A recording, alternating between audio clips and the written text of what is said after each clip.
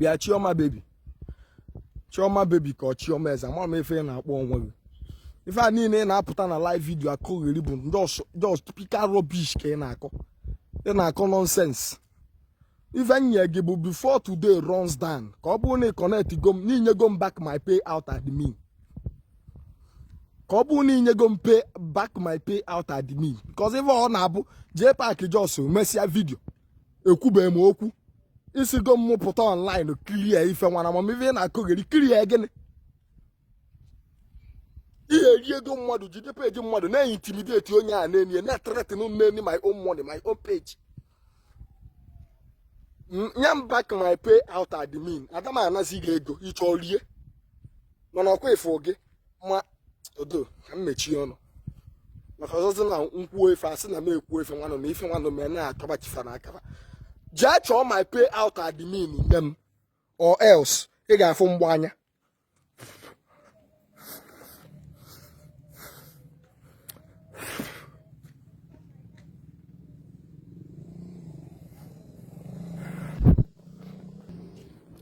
ị mara ife karị gị mma na jee chọọ onye ị ga-eme admin na my payout iwepụ onwe gị dia or that person ewere aka ya wepụrụ gị. Ana m ekwusi okwu my money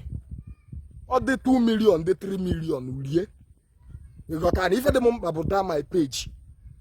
because imegide ife gbuolu m my page hai maba mma agbọgide gị maka nhakwa ahụ chioma nha gị agwazia m uwe efe bụ ịmana nji your secret just gbaa nkịtị. And again this shop gbanakwa amalụ okay share ka m mechigodo ọnụ tata na echi ga ka nche the payout admin ka ọ bụ na iwepụbụ onwe from that page just remember anything that have to do with you wesisi onwe na that page jebela onwe gị adam ayọ biko. I'm not begging you after all anọlụ m onwe m ọ gị na-ayọ m ka ime mụ na ego dị na Facebook mụ nke ọzọ nye eji m maka onye kwe nda page 7 million something asọted onye Ọkịja asọted ego mmiri asọted na-ekwu na-akpụ ya afa ihe nji ekwu na-akpọ ya afa is for you to go and verify from him. If you want I will give you his number. O kwe nda page 7 million something njili maka na the page na-akwụ m ụgwọ and I'm earning money from that page jụ so can use bie rubbish. Did I beg you for the organ one go give them during the time on canon and kijel organ ayom ekwetazia m ebe na my page ọ dịkata iwere mmadụ na-eme ife egwuregwu maka na ụnụ n'obodo oyibo anyị nwa nọzi Naijiria bụrụ ndị ala